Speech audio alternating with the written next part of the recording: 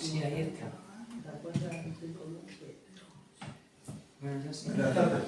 Hola, buenas tardes. Buenas tardes. ¿Verdad? Te quedas en silencio todo el mundo. Claro, estamos aquí dentro. Bienvenidas y bienvenidos a este nuevo evento de la edición de Arte Sur 2026-2027. La feria donde la cultura y el arte contemporáneo se encuentran con otras formas de creación, memoria y experimentación. En este marco tan propicio para el cruce de lenguajes, tenemos el placer de presentar a un autor que trabaja precisamente en esta frontera fértil entre disciplinas, Héctor Martínez Sanz. Héctor viene con... Si quería aplaudir, Bueno, también quería dar las gracias a la agrupación extremeña por ofrecernos su espacio como siempre y dar un poco más de cabida a la cultura aquí en Alcorcón, que es algo muy importante.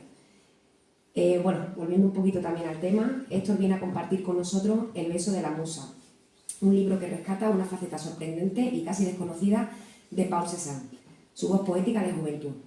Antes de convertirse en el maestro que transformó la pintura moderna, Cézanne fue un joven dividido entre el derecho que su padre le imponía, la pintura que lo reclamaba y la poesía, que también latía con fuerza en él. En esta edición bilingüe, Héctor traduce y contextualiza los poemas que el joven Cézanne escribió y compartió en su correspondencia con Émile Zola.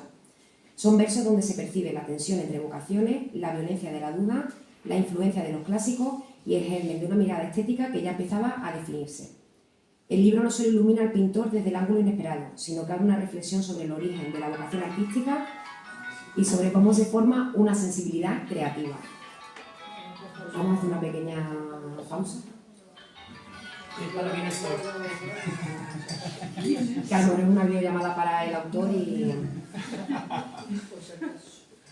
Bueno, voy a presentar un poquito a Héctor para quien no lo conozca. Héctor Martínez Sanz es escritor, profesor, crítico cultural y un incansable recuperador de autores olvidados.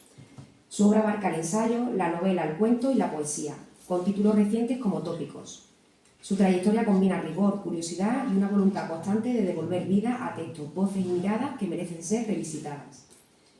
Hoy en Arte Sur celebramos esta aproximación íntima a Cézanne y también el gesto de la traducción como acto de lectura profunda, de escucha y de diálogo entre épocas. Les dejo con Héctor Martínez Sanz y El beso de la musa. Un aplauso.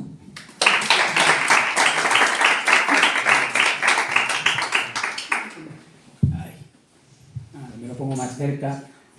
Buenas tardes, encantado de volver a estar aquí en la agrupación extremeña, presentando libros, hablando de libros, hablando de cultura y hablando de arte y encantado de estar otra vez en Arte Sur. Unas veces estoy como autor, otras veces simplemente estoy como acompañante, realizando otras presentaciones y demás.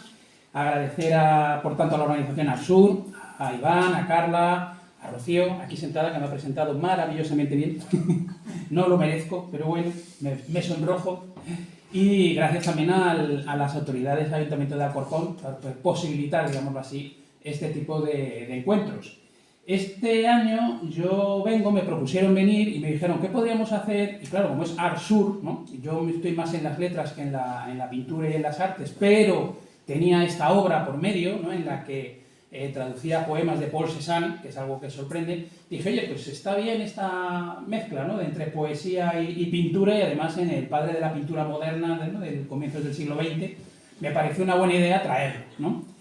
Es algo bastante llamativo. Quien me conozca sabe que soy un completo inútil en las labores de arte, ¿vale? Muchas veces, pues, Iván me lo ha dicho, Carla me lo ha dicho, otros amigos pintores me lo han dicho y dicen, tú vas a una academia con profesores a aprender la técnica. Digo, sí, pero yo siempre he pensado que aprendería la técnica, pero nunca sería capaz de llamarme o autodenominarme pintor, ¿no? Llegaría a dibujar bien, llegaría a controlar a lo mejor colores y demás, pero no. Entonces, yo jamás aprendí realmente, y además así lo digo, el truco del huevo para pintar una cara. Nunca fui capaz de hacer una cara decente con el truco del huevo. O sea que, no, soy un completo inútil. Entonces, por eso yo me vine hacia las letras, ¿no? Hacia el ensayo, la poesía, la literatura en general. Y es ahí donde precisamente yo me cruzo a Cézanne. Cézanne haciendo el camino inverso. Es decir, en su año de juventud, en sus 20 años, que es la década en la que nos movemos, de los 56 a los 60, 63, que está haciendo el viaje inverso. Él está muy metido en las letras porque es muy amigo de Émile Zola, Y sin embargo, dentro de él está latiendo la pintura, va dibujando en las cartas, él mismo va contando cómo va introduciendo, cómo no ha podido escribir o cómo no puede escribir un poema porque tenía que pintar, lo dice así en las cartas, es decir, cómo hace el viaje inverso, cómo va abandonando la poesía y se va quedando más en la pintura. Claro, a mí eso me llamaba la atención porque era justamente el viaje inverso que había hecho yo. Yo, incapaz realmente de pintar, me había ido hacia la literatura y hacia la poesía. Antes de publicar este libro, porque a mí Cézanne siempre me había... Era una figura que a mí siempre me había llamado la atención porque todo el mundo dice, ah, sí, Paul Cézanne, el padre de la pintura moderna, el padre con Picasso, con Matisse, ¿no? Y claro, yo cuando había leído la biografía de Cézanne, Cézanne no triunfó en su vida. No vendía cuadros, sus exposiciones eran un desastre y sus pinturas eran rechazadas, no eran del Salón de los Rechazados y no entraba dentro de lo que eran las exposiciones de París y demás, ¿no? Entonces era como el padre de la pintura moderna jamás fue reconocido en su época, jamás, y no llegó hasta sus últimos días, no llegó realmente ni siquiera a disfrutar que se vendieran sus cuadros, como si se veía que se vendían los de impresionistas, ¿no? Como Manet, Degas, esos vendían a cascoporro, ¿no?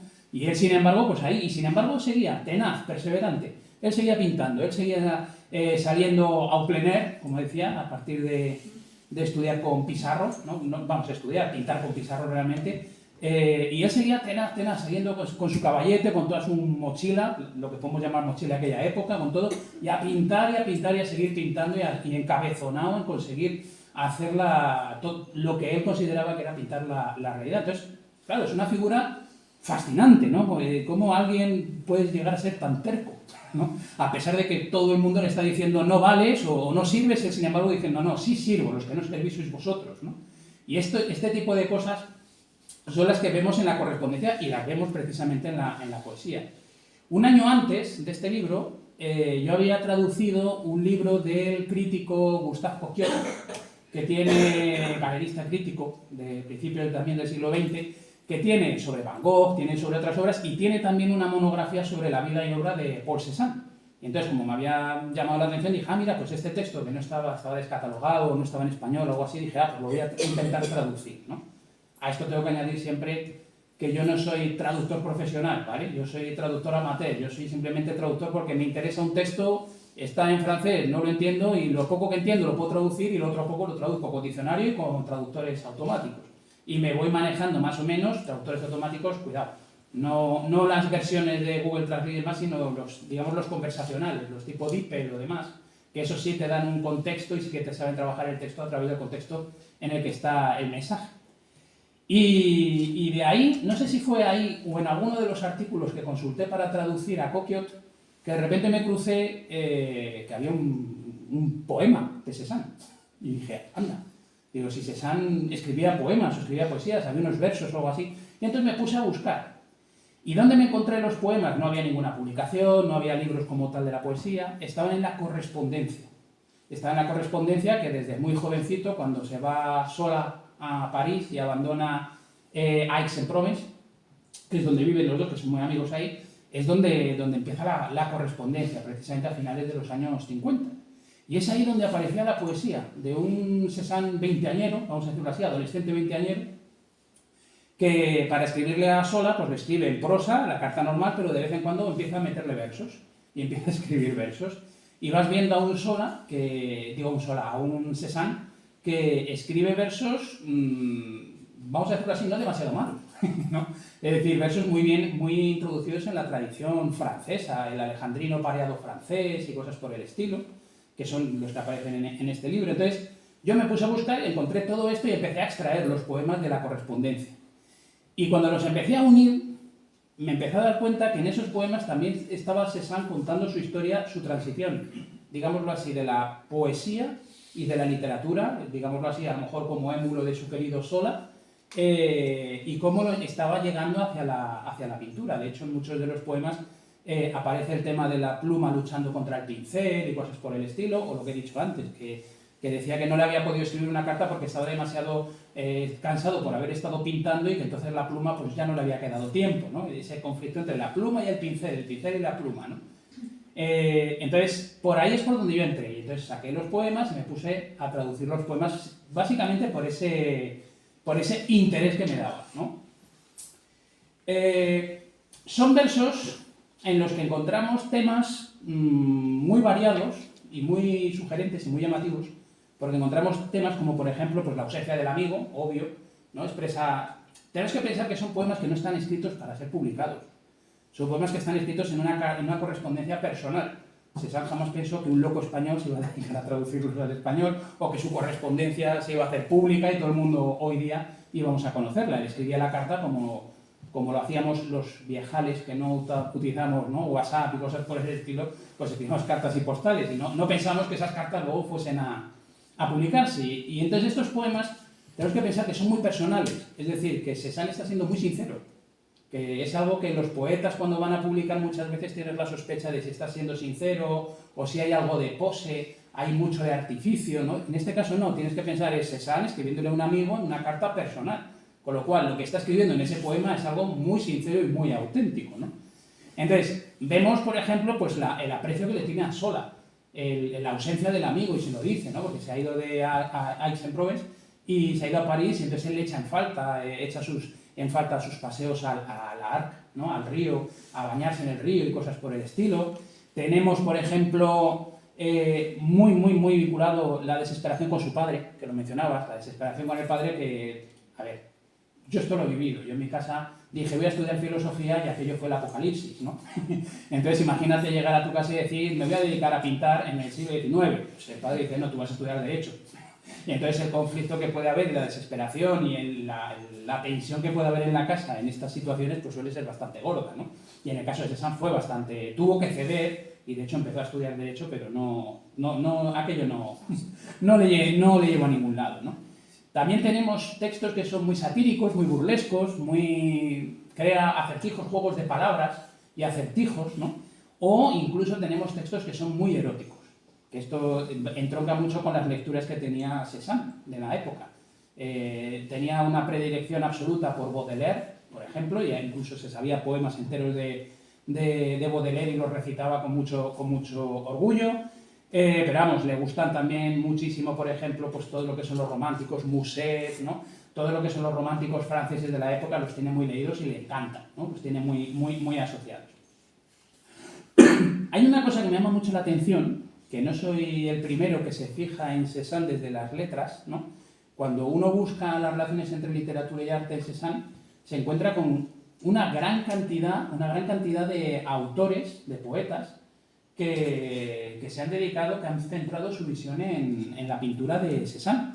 O sea, desde las cartas a Cézanne de Rilke, ¿no? Los textos de Larguier, de Huysmans, de Handke o incluso de Alberti, ¿no?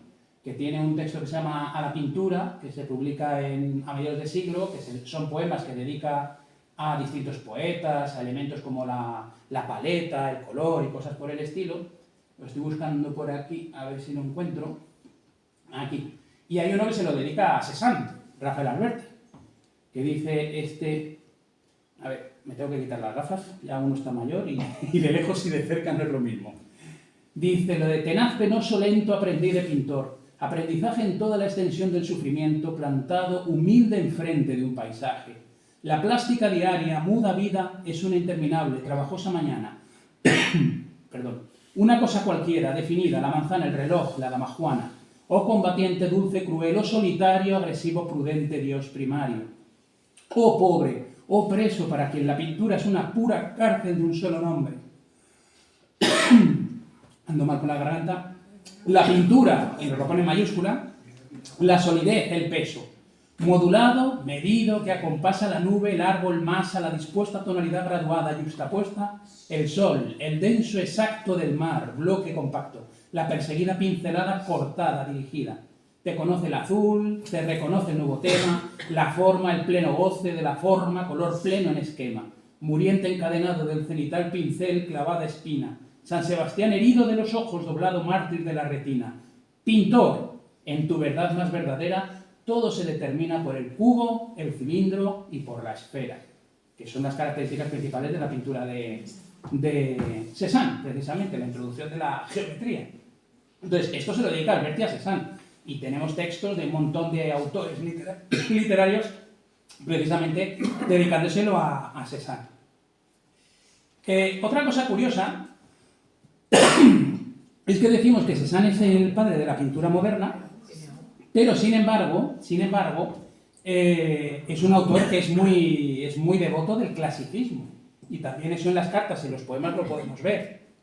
A ver si consigo abrir esto, que ya sabemos que tenemos el taponcito agarrado, ¿verdad? Sí. Ahí. Eso a alguien se le ocurrió. Que esto es horrible, me pega en la nariz, sí, me pega en la nariz siempre, yo no sé... Bueno. Y es el hecho de que en los poemas podemos ver, por ejemplo, que efectivamente era un gran amante del clasicismo, del orden, de la naturaleza, de lo que era el esquema, la organización, ¿no? Todo lo que es la armonía como tal del clasicismo. Y sin embargo lo tenemos como padre de la pintura moderna. Y eso es porque realmente en estos poemas lo podemos ver cómo efectivamente tiene textos sobre Ovidio, sobre Virgilio, sobre Dante, sobre la Divina Comedia, fragmentos, cosas por el estilo, en los que hace referencia por los programas de estudio, porque tenían estudios clásicos, y sin embargo él lo iba mezclando con otros caracteres del impresionismo que él se quedaba también para sí. Todo lo que era, por ejemplo, abandonar el taller, es decir, dejar de ser un pintor de taller y salir a la calle, salir al mundo, salir a la naturaleza, por ejemplo. La liberación del color, es decir, no tener medidos y centrados los colores, sino totalmente liberados y poder jugar con los cromatismos. Y sobre todo, acatar lo que la naturaleza nos muestra, ¿no? Es decir, no intentar imponer a la naturaleza lo que nosotros vemos, sino lo que la naturaleza nos muestra y nuestros ojos perciben. Eso es lo que toma del impresionismo. Lo que rechaza del impresionismo es su valor a lo efímero, vamos a decirlo así. Los impresionistas eran, evidentemente, los que defendían el captar el momento, lo efímero, y eso es lo que a Cézanne no le iba para nada. Cézanne decía que él buscaba lo esencial, lo universal, como los clásicos e incluso como los griegos y los romanos, ¿no? Buscar esa universalidad dentro de la pintura que nosotros podemos percibir en la realidad, tal como se nos muestra la naturaleza. Entonces, por eso incluso en los poemas que aparecen aquí, llega a idealizar en un momento dado todo lo que es el pasado latino, romano, todo lo que es el pasado grecolatino. Llega hasta un punto en el que lo idealiza e incluso transforma determinados episodios y los convierte en burlas del presente. Los convierte en burlas, los traslada a su situación presente y yo qué sé, pone a Dante y Virgilio, por ejemplo, entrando en una de las escenas de la Divina Comedia, entrando vestidos con ropas provenzales, a un caso de uno que estaba condenado con sus hijos, que se terminó comiendo a sus hijos y cosas por el estilo. No, porque si no, no puedo hablar. Gracias. El problema no es el caramelo, pues si tengo el caramelo, entonces estoy preocupado de que salga el caramelo disparado. Y la primera fila está preocupada entonces más todavía que yo. Entonces juega con eso, pero lo pone en vestidos provenzales y cosas, es decir, lo trae a la actualidad simplemente para hacer críticas de los valores actuales, por ejemplo, ¿no? O para hacer críticas de los valores dogmáticos y cosas por el estilo, ¿vale? Curiosidades, los poemas son los poemas de un pintor. Eso se ve desde el principio, aunque él tuviera a lo mejor dudas entre ser pintor o ser poeta, los poemas son los poemas de un pintor y uno lo percibe sobre todo por la plasticidad que muestra, ¿no? Por ejemplo, a ver si puedo, por ejemplo, en los que habla del Arc, del río y de sus baños, a ver si lo encuentro, lo siento, lo voy a recitar en español, porque sí, lo puedo llegar a traducir, pero no llego a la pronunciación francesa ni a dominar la palabra francesa. Si quieres que nos enteremos, hijo, Luego ofrecemos el micrófono. No, y entonces, fijaros bien, que está hablando de Azola, ¿no? de los baños que se daban en el río y demás, y dice: adiós a nuestros hermosos baños en las alegres orillas del impetuoso río que enrollaba sobre la arena una ola para la que mi sueño no deseara nada mejor. Agua roja y embarrada sobre el fango terroso arrastra ahora plantas desarraigadas, ramas abandonadas siguiendo su corriente. Cae el granizo y luego se derrite y pronto se mezclan estas aguas oscuras. Los grandes torrentes de lluvia que la tierra limpian forman grandes arroyos. Es un cuadro. Este poema es un cuadro, está totalmente pintado, vamos a decirlo así, con palabras, ¿no? Entonces tenemos este tipo de poemas que cuando uno lo lee dice: esto es un poema escrito. Cuando te dicen que es un pintor el que lo ha escrito, dices: ahora lo entiendo, porque te está recreando totalmente la imagen, los colores, las formas, el movimiento, todo. Te está recreando una imagen y una escena, ¿no? O por ejemplo, con el erotismo, a ver, este creo que era demasiado largo, pero hay otro que es más cortito. A ver, 83.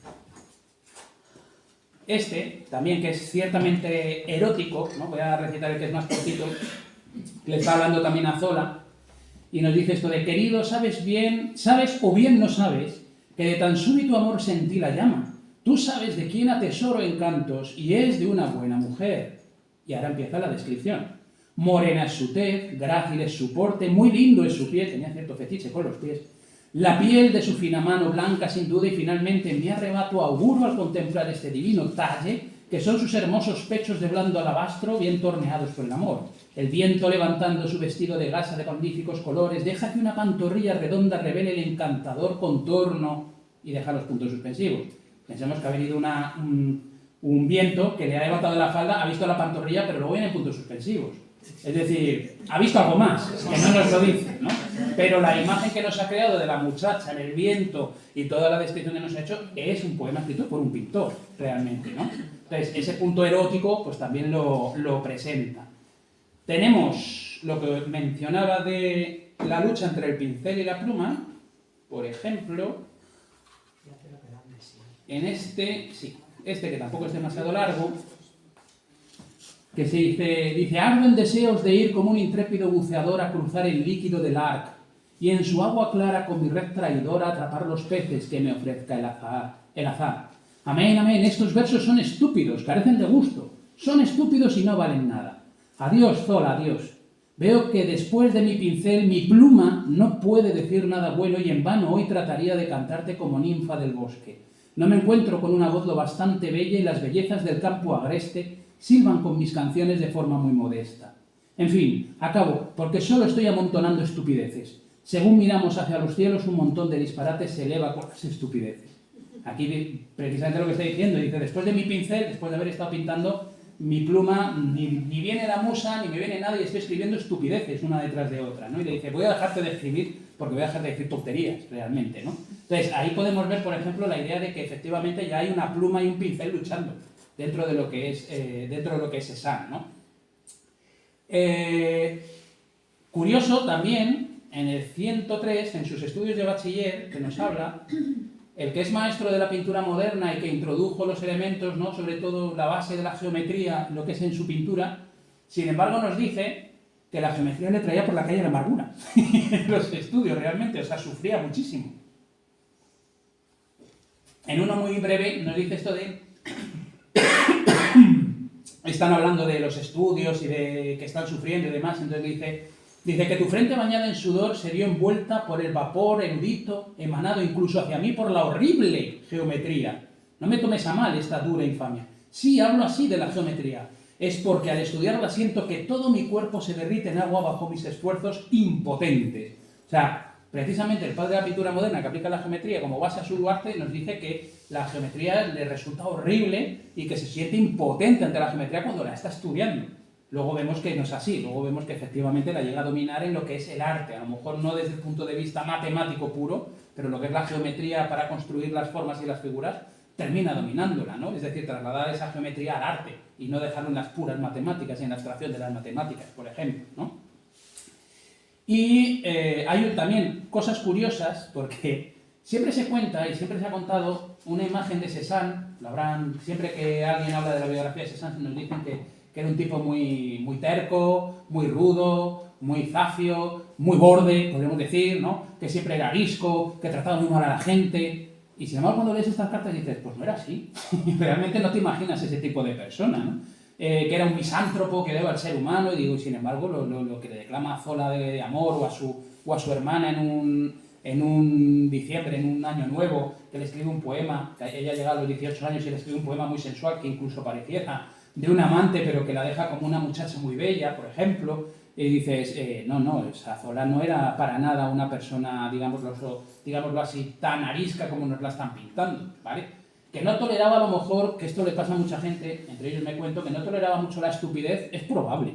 Y entonces, claro, cuando alguien dice estupideces delante de alguien que no las tolera, pues se pone rudo, obviamente. Entonces, el problema no es del que se pone rudo, el problema es del estúpido, ¿no? Pensémoslo así, llamar el misántropo en ese momento a la persona, pues hombre, tampoco sé yo hasta qué punto.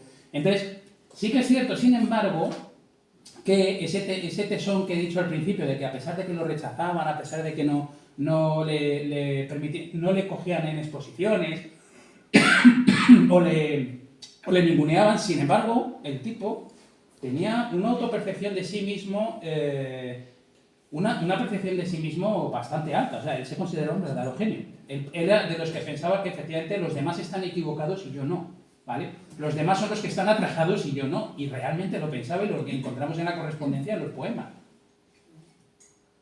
Y nos dice esto de, en uno en el que realmente nos dice que ya le está costando construir poemas, dice esto de Dios mío, maldición de 600.000 bombas, ¿no? Esto sobre todo porque estaba la guerra franco-prusiana de por medio. Dice, soy incapaz de rimar, yo caigo y tú sucumbes a la metralla de 600.000 bombas. Así es demasiado ingenio de una sola vez. Siento que yo debo morir joven. ¿Por qué iba a aguantar tanto genio en mí? No soy lo suficientemente grande, no puedo contener el genio, así que joven moriré. O sea, este ideal romántico de soy un genio y tengo que morir joven porque no puedo aguantar tanta genialidad que hay en mí, ¿no? Este ideal de los románticos, de yo soy el amo aquí de todos vosotros y todos sois una panda de mortales, ¿no? De pobres mortales. Entonces, él sí tiene esa sensación romántica, a pesar de todo, de soy un genio y no sé por dónde sacar la genialidad que me abarca, que lo va a terminar sacando, por ejemplo, a través de la pintura. Entonces, estas son cosas, características que en su poesía, en esta poesía tan personal, podemos ir viendo de la personalidad del propio Paul Cézanne, ¿no?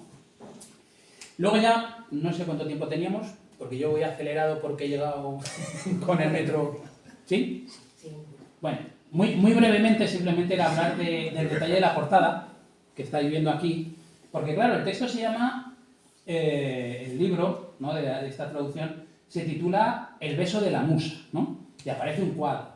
Y ese cuadro que está ahí pintado es un cuadro que cuando Cézanne es estudiante es un cuadro que Cézanne copia, precisamente en estos años, en las décadas del 50 al 60, finales del 50 y principios de los años 60. Y es un cuadro que copia en sus años de estudio de Frillier, ¿no? De otro pintor que está en esa misma época. En el caso de Frillier, el cuadro se titula El beso de la musa. Y el que copia Cézanne, que prácticamente es un calco, vamos a decirlo así, pero no un calco como haría yo en mis escasas dotes artísticas, él lo titula precisamente El sueño del poeta. Y claro, estamos hablando de un pintor que está queriendo también ser poeta, que al mismo tiempo está viendo cómo se le escapa la musa, que al mismo está viendo que no logra rimar o no logra llegar y sin embargo la pintura sí que va llegando. Y entonces es curioso que lo titule El sueño del poeta. Y en la imagen lo que tenemos es la musa visitando a un poeta, besándole en la frente, y el poeta, digámoslo así, ansiando que venga la musa. Y entonces en este cuadro tenemos dos interpretaciones. La de Frillier, que cuando le lleva el beso de la musa es porque la musa llega e inspira al poeta y a partir de ahí intuimos que el poeta podrá escribir. Y sin embargo, desde el punto de vista de Cézanne, tendríamos la interpretación, a llamarlo el sueño del poeta, que es el poeta el que está soñando que la musa venga, pero la musa no viene, y entonces lo que estamos viendo es una imagen onírica. Es decir, está soñando que la musa venga a besarlo para poder escribir, pero no termina de escribir. ¿Y cómo nos damos cuenta? Porque en la versión de Cézanne, no recuerdo si en la de Frillier aparece, pero en la escena de Cézanne, efectivamente, hay un escritorio, hay un papel, está el ventanuco, está la musa, está el escritor, está ahí sentado, pero no hay ningún elemento de escritura. No hay ni una pluma, ni un tintero, ni nada que le sirva para escribir. O sea, puede venir la musa a inspirarle lo que quiera, que no va a escribir nada, ¿no? Entonces, es el sueño del poeta, el deseo, el anhelo del poeta que no logra hacerlo. Y esta interpretación, yo la saco, por lo menos, de una carta que escribe en 1860, que coincide precisamente en el 59-60, que es cuando copia este cuadro, que dice esto de... Dice, desde hace algún tiempo he estado experimentando otro tormento. Sí, ya cansado, llamo a la musa, este dulce consuelo. La musa ya no me responde. Antes, cuando tomaba la pluma, me parecía que un amigo volaba a mi alrededor. Hoy, ay, ya no es así. Cuando escribo, estoy solo, muy solo. La musa me ha abandonado. Ya no soy más que yo quien versifica y rompe cansado todos los versos que hago. Y es justamente en esta época cuando realmente ya, en el 60-61, cuando en su correspondencia empiezan a desaparecer los poemas y ya no vuelve a escribir versos y ya se dedica ampliamente a la pintura. Cuando viaja ya por fin a París, cuando trata de relacionarse con Zola, cuando intenta entrar en el Salón de París, ¿no? Es decir, ya la poesía desaparece de la vida de Cézanne. Pero hay un poema, no sé si lo tengo por aquí anotado, hay un poema en el que su hijo, es el último poema, en el que su hijo, en los años 95, 94, 30 años después ya, le pide que escriba un poema, no me acuerdo para qué era o para qué celebración y demás, y le pide que escriba un poema, como diciéndole, oye, si tú escribiste poemas, puedes escribir un poema, ¿no? Y entonces, en ese poema, que es el último que está aquí, que es del 95, creo recordar, lo de mi hijo me pide que le escriba versos, dice, mi hijo me pide, que es un poema además que está súper corregido, tachado, en la versión original lo he puesto con las tachaduras, en la versión española, sin embargo, pues lo he dejado con lo que sería la versión final, vamos a verlo así, pero como tampoco se publicó nunca, pues tampoco podemos pensar que sea una versión final, ¿no? Entonces dice, mi hijo me pide que le escriba versos, pero por desgracia me temo que rimaré mal, porque Febo Apolo, a mi llamada rebelde para subir al Parnaso, quitó la escalera. Es decir, Febo Apolo ya no le permite llegar al Parnaso de los poetas, ha quitado la escalera y no puede subir. Dice, me rasco la frente, más dura que una piedra, él mismo se considera un cabeza dura, vamos a decirlo así, más dura que una piedra, mi musa de la infancia, ya enferma, se niega a dar a luz. A menos que mi hijo en este juego se moleste, romperé mi pluma y quedará sin réplica, a pesar de la terquedad de mi musa infértil. En un encantador lugar sombreado por árboles verdes, cubiertos de miradas inoportunas por doquier, una fuente de agua pura y clara fluye lentamente con un suave susurro. El sauce, el álamo, sobre estas aguas balanceaban suavemente sus flexibles ramas, cuando un día mi querido hijo, buscando la soledad, para darse al placer de estudiar, con su libro favorito bajo el brazo por simple azar, llevó allí sus pasos. De pronto se detiene y sin aliento y guardando silencio, se recrea en una estampa a la que su sola presencia en estos parajes podría haber perturbado extraño. Él, en estos lugares ignorados, como formando un todo. Es decir, a pesar de haber dicho que no va a escribir el poema, luego termina escribiendo un poema al hijo. Y como vamos a ver, es un poema muy visual y muy plástico. De repente nos describe toda la idea de la fuente, toda la idea del valle, los árboles, las sombras.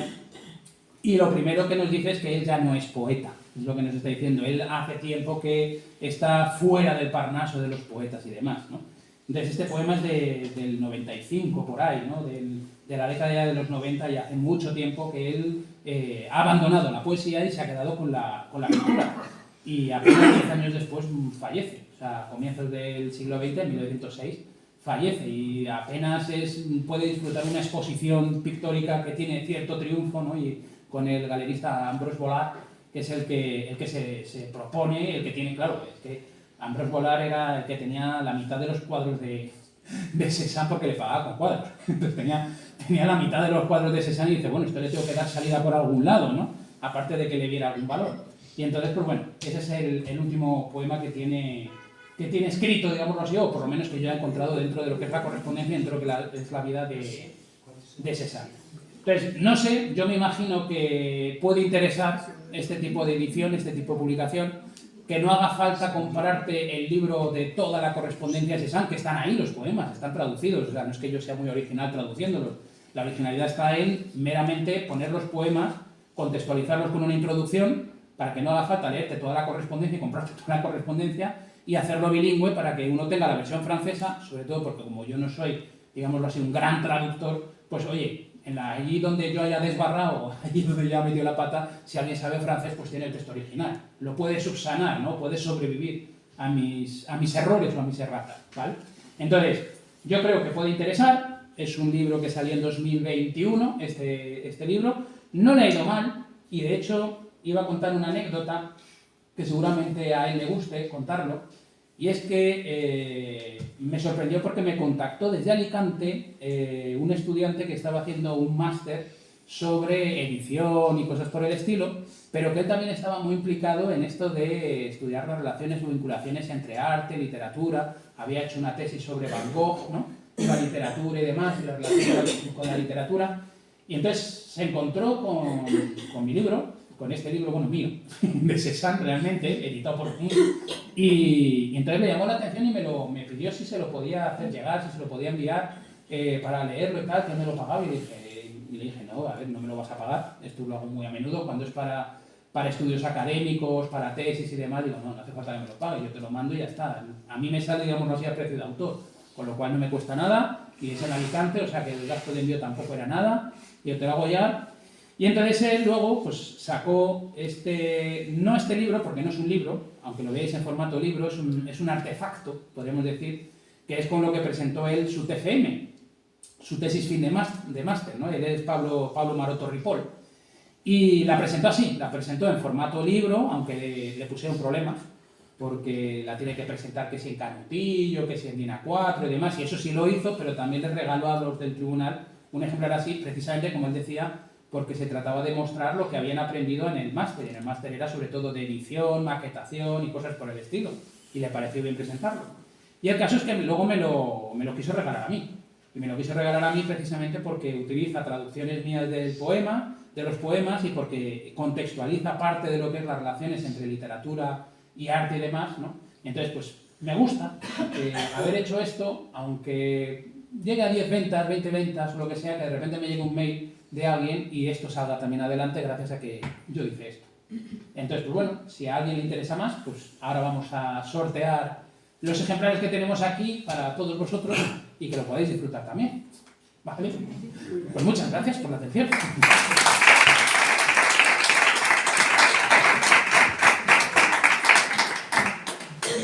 Me gustaría, bueno, aparte de darle las gracias a Héctor por su presentación, ha sido muy amena y muy interesante. Si alguien del público quiere hacer alguna pregunta a Héctor sobre su libro, sobre todo lo que ha explicado, pues este es el momento. Como siempre se dice, no muy difíciles, por favor. Bueno, igual pregunto tonterías, pero no te enfades. No. Yo con las tonterías no me enfado. Con las estupideces. Las tonterías las tolero, las estupideces no. ¿Qué es distinto? No sé si esta era la primera vez que traducías poesía.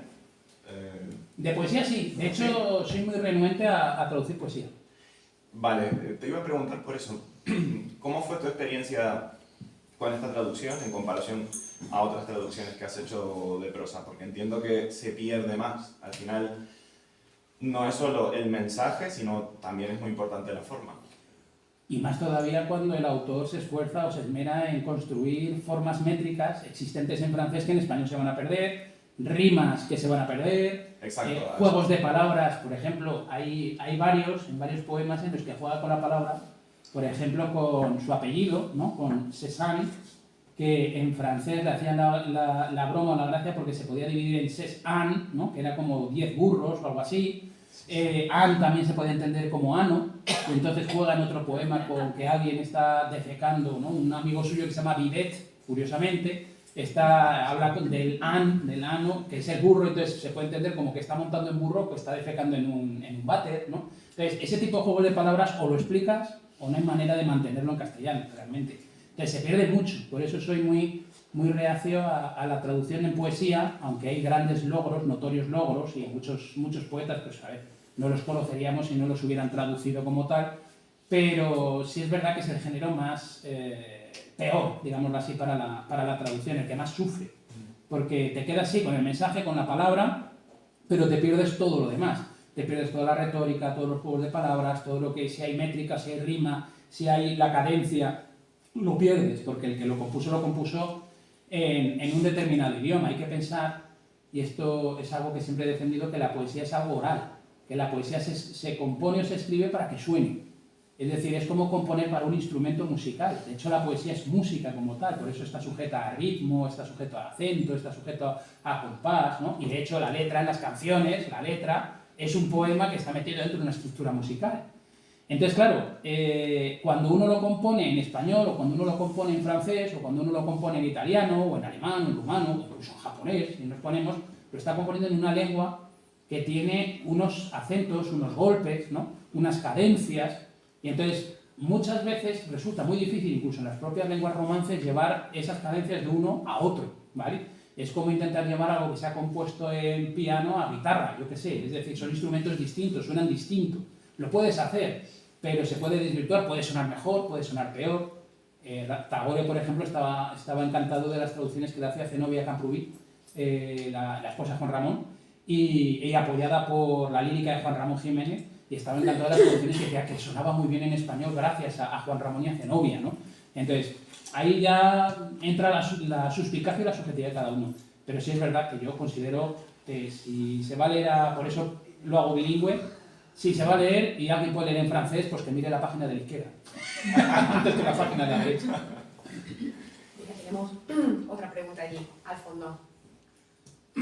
Perdóname, pero te acabo de conocer. Encantado. Me gustaría saber algo más de ti. ¿Algo ¿Cuál más? es tu profesión? Algo ¿A más qué de te mí. dedicas? Y si esto es un hobby o realmente vives de ello. No, de la literatura, salvo pocos, no se vive. No, pero a ver, yo me dedico a la enseñanza, yo me dedico a la docencia.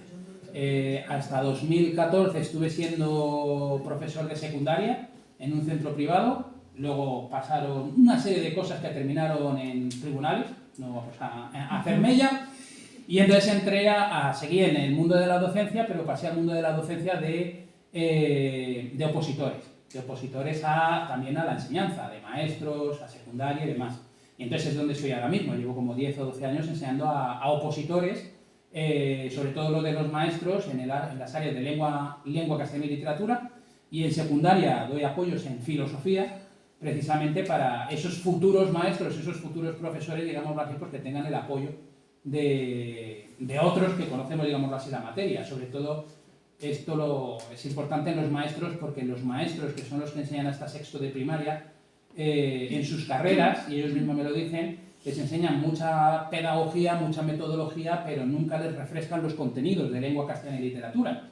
Y entonces cuando llegan a la oposición, y aquí en Madrid, que tienen un primer examen criba, que es un examen de contenidos de lengua y matemáticas, y les hacen un examen, literalmente, de sintaxis, de morfología y demás, pues están muy perdidos, están perdidísimos muchos de ellos, ¿no?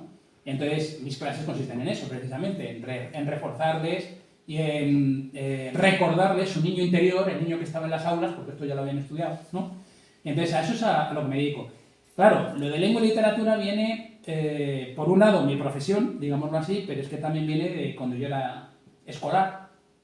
En lengua y literatura, mientras otra gente, esto lo he contado muchas veces, otros amigos, ¿no? Siempre pienso pues, en el pintor Alfredo Fuchs, que en los tiempos en los que uno no quería atender y estaba aburrido, pues él se dedicaba a pintar en su cuaderno, ¿no? Podía pintar ahí lo que veía, pintaba una maceta que había en el aula o lo que fuera. Yo, como soy un completo inútil y ya lo he reconocido en eso, pues me dedicaba a copiar poemas de los libros de literatura y a buscar palabras que rimasen y cosas por el estilo. Entonces por ahí fui entrándole al tema de la literatura, aparte de pues el típico adolescente que quiere enamorar a las muchachas, y oye, esto de escribir poesía a una muchacha, pues siempre en esas épocas, ¿no? Parece que funciona. Spoiler, no funciona, no va. Alguna le hace tilín, pero no por el poema, porque le haces tilín tú, ¿no? El poema le da igual, realmente, ¿vale? Le parece un detalle bonito, pues como si le llevas una flor, pero vamos, que no, tampoco es más allá, ¿no? Y a partir de ahí sí, entré a la poesía, entré luego a la carrera de filosofía, que fue lo que estudié, y entonces entré al ensayo, obviamente, cuando uno entra en filosofía, entra a lo que es al tema del ensayo y demás, y lo más tardío que entré a la literatura ha sido al cuento y a la novela. Tengo alguna novela por ahí publicada, pero me cuesta muchísimo, porque un poema lo puedo elaborar en una semana trabajando sobre él y demás, o incluso con una gran inspiración en una tarde, pero una novela exige mucha atención constante. Cuando llevas mitad de la novela escrita y de repente tienes que tener un parón por trabajo, por viaje, lo que sea, y de repente a los 3 meses retomas la novela, te tienes que volver a leer lo que tú has escrito.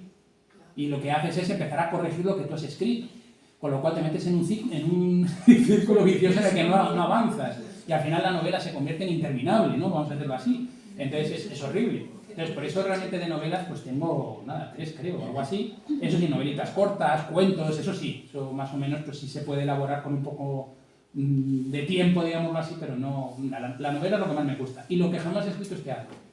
Eso, he escrito cuentitos que tienen formas teatrales, pero jamás he escrito teatro. No sé si más o menos me he pintado... Muchas gracias. me he pintado un retrato. Ya te conocemos más. Bueno, ¿alguna pregunta más? Bueno, es una curiosidad, ¿no? Dices que no vendió obra, nada, y que también realmente tampoco vendía sus poemas, ¿no? O sus escritos. ¿De qué vivió este hombre? De la herencia. Porque... claro. De la herencia familiar, realmente. Porque pintura sí, efectivamente no vendía para nada, porque no vendió hasta terminar el siglo realmente, que es cuando de repente ya es Ambroise Vollard el que empieza a vender la obra, el que empieza a hacer una exposición y de repente se vuelve maravilloso Cézanne, ¿no?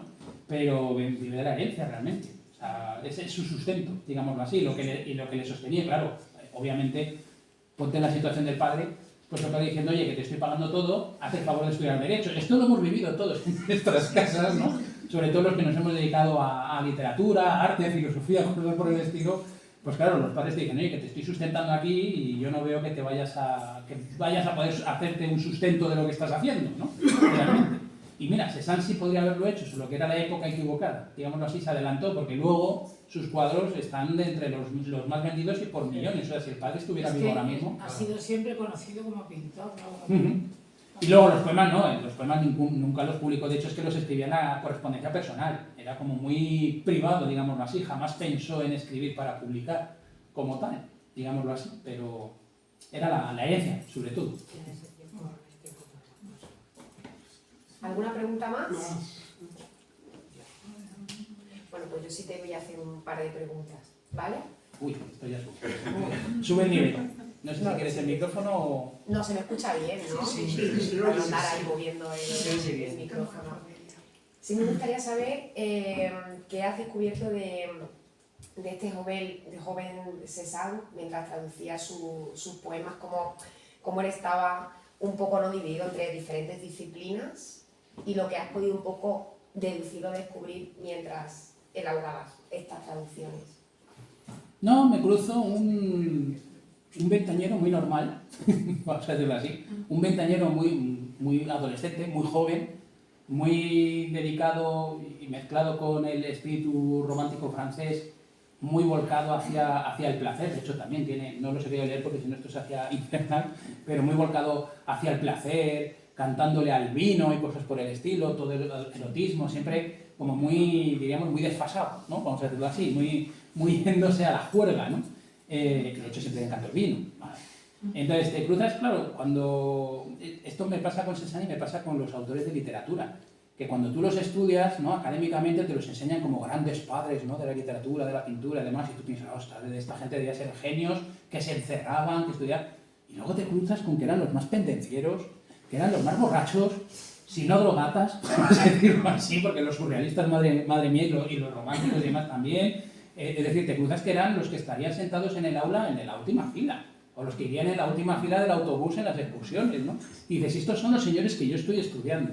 Entonces, eso es lo que te cruzas con Cézanne, ¿no? Que tienes la imagen ese del señor cerrado, huraño, misántropo, muy encerrado con la pintura y demás, y así como muy volcado, ¿no? Como un gran artista, y luego te cruzas un tipo que por lo menos en su formación en los 20 años, pues era el típico hijo enfrentado a su padre, dedicado a la juerga, saliendo por ahí con los amigos en el pueblo, deseando salir del pueblo y irse a la gran capital, y yo creo que eso nos pasaría a todos. O sea, te llegas incluso a identificar con él.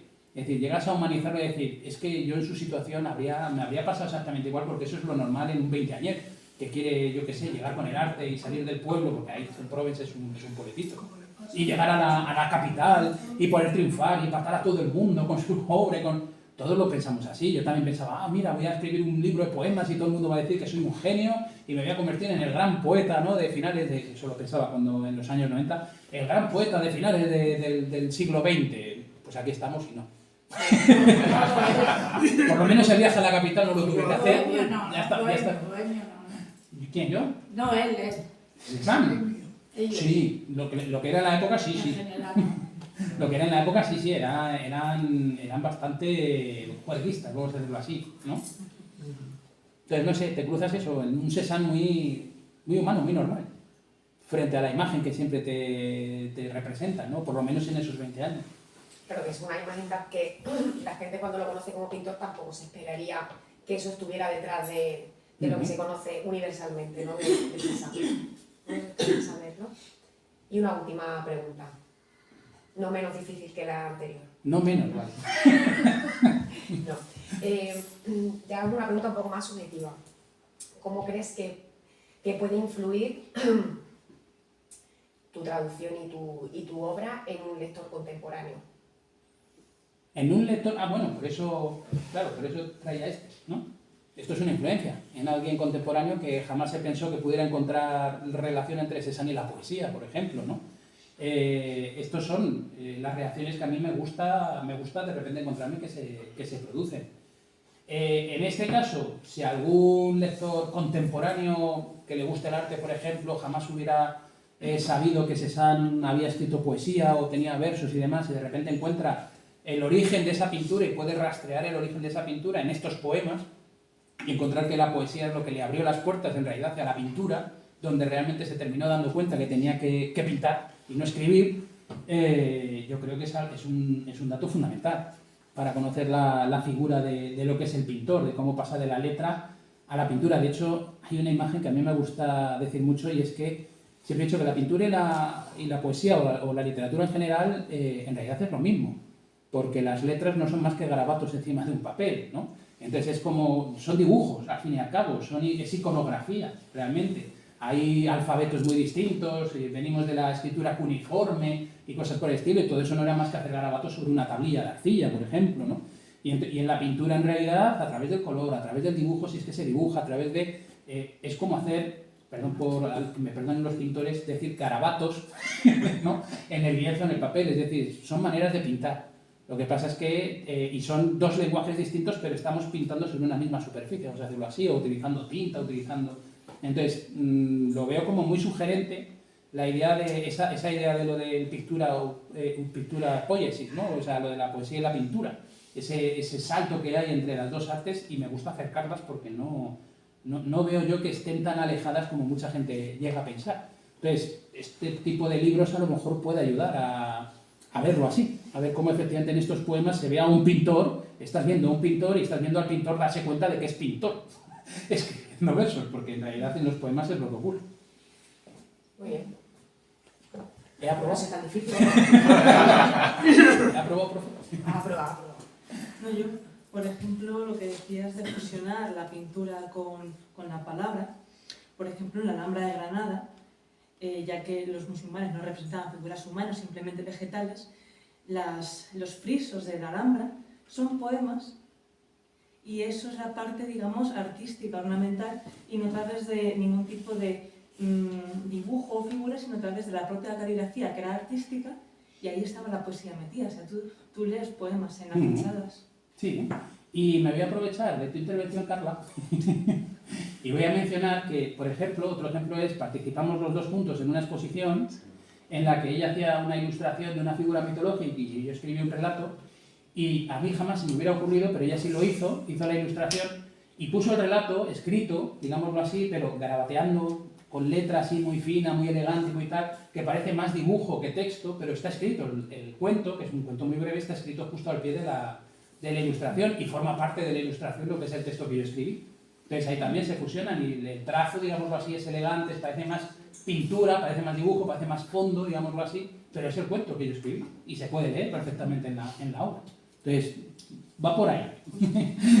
Aprovecho la intervención y te incluyo. Carla ha aprobado también, ¿vale? Aprobado. Con nota. Bueno, ¿quieres dar pie al sorteo? Sí, lo único que necesitaba, el último número que lo he repartido allí, ¿cuál era? Falta Aquí, el 17 de atrás. El 17... El 18, bueno, yo aquí tengo el 19. El 19, o sea, hasta el 18, ¿no? Vale. Es que tengo una aplicación y lo vamos a hacer un poco más tecnológicamente. Ah. Que la última vez lo hicimos un poquito Sí, como se nos va a olvidar. de aquella manera, ¿no? Entonces tengo una aplicación que me va a permitir, a ver, números, le digo del 1 al 19, y entonces me va a sacar, como son 5, ¿no? 1, 2, 3, 4, 5 ejemplares. Le vamos a dar... Los cuenta con el dedo porque es de letra. Claro. Por eso los cuenta con el dedo. No, porque soy profe y me gusta señalar.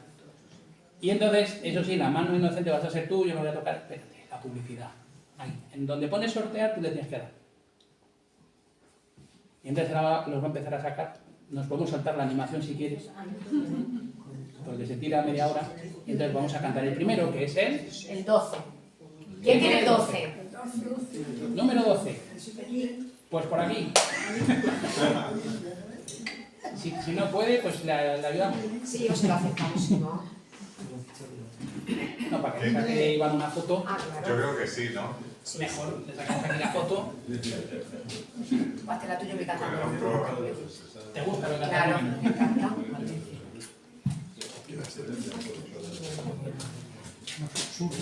¿Puedes subir?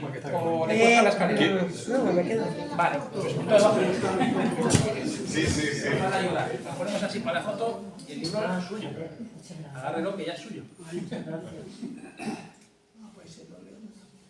Ya está. Un aplauso, por favor. El 18. Ah, pues ese Si quieres subir.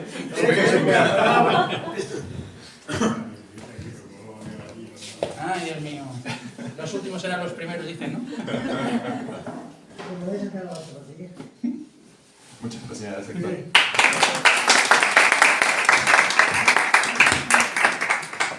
El 10. El 10. El 10. Espérate que no quite la cámara. Luego los firmas, ¿no? Si quieres, sí, claro, si yo se los firmo con lo que haga falta. Hombre, es un valor añadido, ¿eh? Aquí.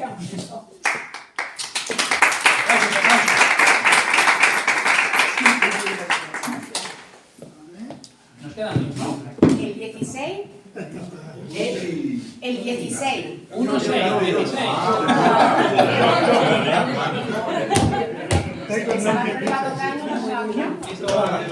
Esto va a oler a bufo ya.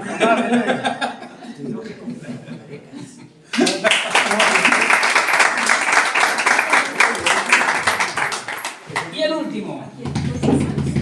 Qué nervios. El 17. A continuación.